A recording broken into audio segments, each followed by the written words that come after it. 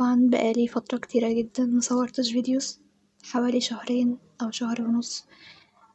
طبعا أنا مش عارفة ليه، أو مش فاهمة ايه اللي كان بيحصل في الفترة اللي فاتت دي بجد.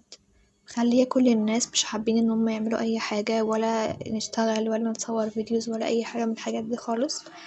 بس طبعا انا في اخر سنة دراسية وحابة ان انا اوثق كل حاجة، او اوثق يعني شوية مقتطفات كده اتفرج عليها بعدين بعد ما اخلص السنة. فالنهاردة هيكون فلوج عادي جدا، هشارك فيه معاكم يعني حاجات بعملها أو يوم عادي يعني كطالبة جامعية في السنة الأخيرة. وبس كده يعني ده هيكون فيديو النهاردة. الكتاب اللي أنا بقرأ فيه حاليا كتاب الوحش الذي يسكنك، يمكن أن يكون لطيفا. طبعا مش هقدر ان انا اديكوا عليه تقييم دلوقتي لحد ما اخلصه، بس انا حاسة ان هو كتاب يعني يستحق القراءة شوية. فلما اخلصه هتلاقوني طبعا نزلت ريفيو عنه او نزلت اي حاجة عنه على انستجرام.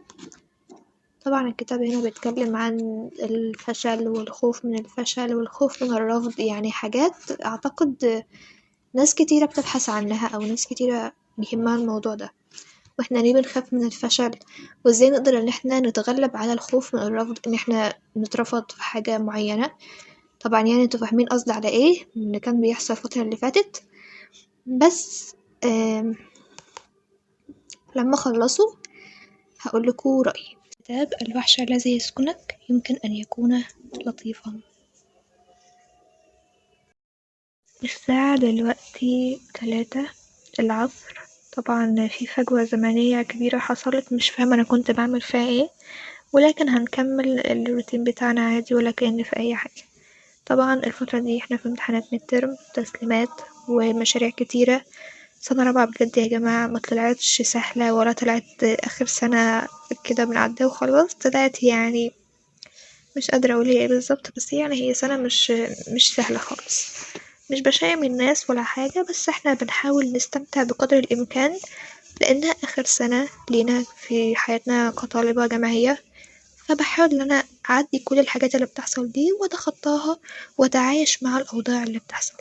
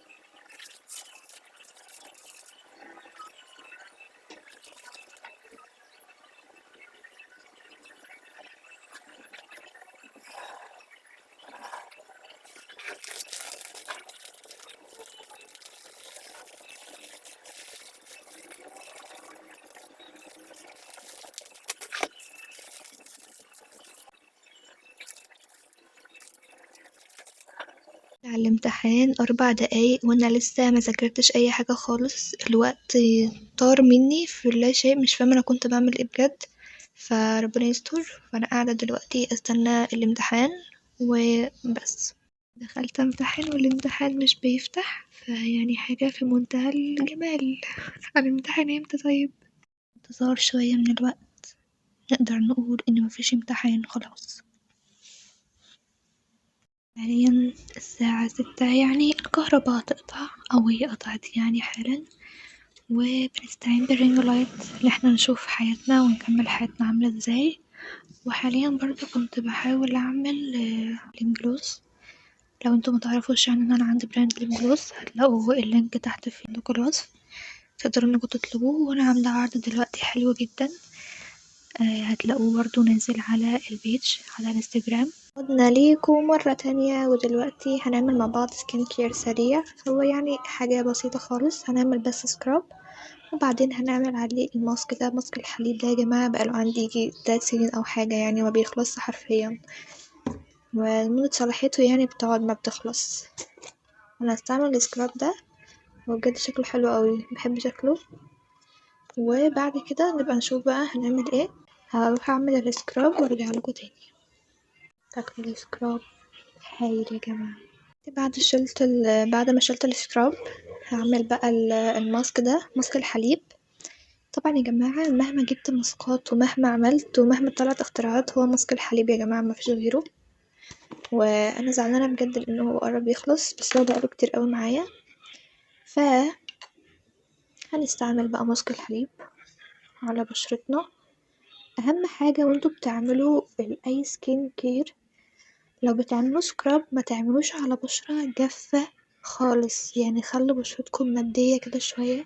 وكذلك الماسك، اوعوا انكم تحطوا ماسك على بشرتكم وهي ناشفة خالص، رحتوا نشفتوها جامد جدا وبعد كده حطيتوا عليها الماسك، ممنوع بجد.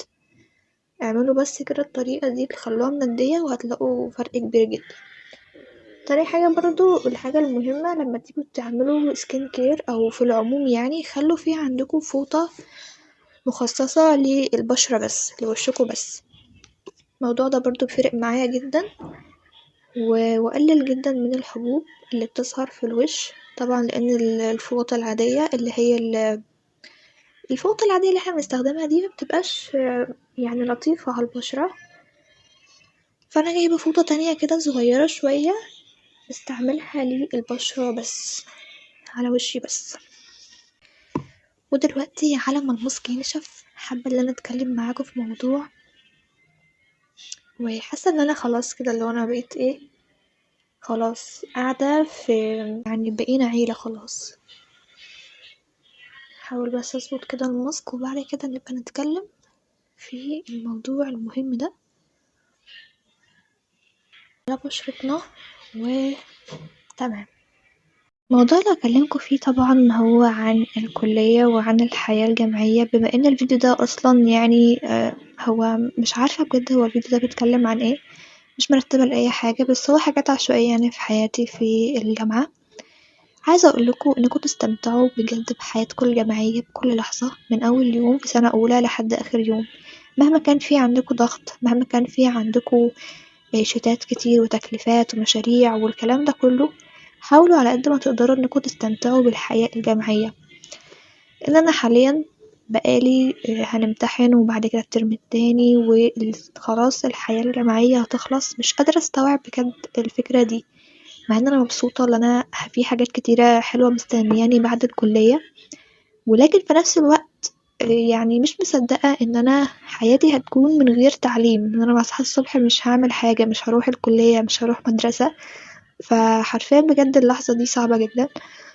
واتمنى انكم يعني كبنات حاولوا حاولوا تستمتعوا، تخلوا مثلا في وقت للراحة ووقت للستايل ووقت انك تخرجي ووقت انك تلبسي حلو ووقت انك تحطي ميك اب لنفسك وتعملي سكين كير والكلام ده كله، علشان ما ترجعيش انك تندمي انك ملحقتيش تعملي كل الكلام ده. دلوقتي بقى هستعمل اخر حاجة اللي هي الاكراتين ده، بيتحط على اماكن الحبوب او اي حباية يعني ظهرت فجأة كده. طبعا ده بنستخدمه بعد ما بننشف وشنا كويس جدا عشان يعمل نتيجة. وبعد كده برطب شفايفي عادي بالفازلين ده. وبعدها بشوية بعد ما بستعمل اكراتين بستنى ربع ساعة كده او نص ساعة، وبعد كده بستخدم بعده ده في الشتا بس، اللي هو فيتامين سي. طبعا الازازة يعني طالع عينها حرفيا، بس حلو جدا بجد وبيرطب حلو جدا بالذات للبشرة الجافة او البشرة الجافة المختلطة مايلة للجافة، هيكون حلو جدا معاه. وكمان اخر حاجة برطب ايدي بيه المرطب ده كيراند مور، حرفيا فظيع رهيب في كل حاجة. وبس كده هروح انام بقى خلاص، لان طبعا بكرة الصبح في محاضرة الساعة 8، ملحقتش اجهز اي حاجة خالص. اليوم حرفيا ضاع مني في حاجات لا شيء يعني لا فائدة منها. كنت لسه عايزة اشارك معاكم حاجات اكتر من كده، ولكن نحب نختم الفيديو ونقول بس كده هو ده فيديو النهارده. بتمنى يكون عجبكم، متنسوش تعملوا في الفيديو وتشتركوا في القناة، وده حساب على انستجرام تعملوا فولو هناك. اشوفكم فيديو على خير، كونوا بخير، الا لكم.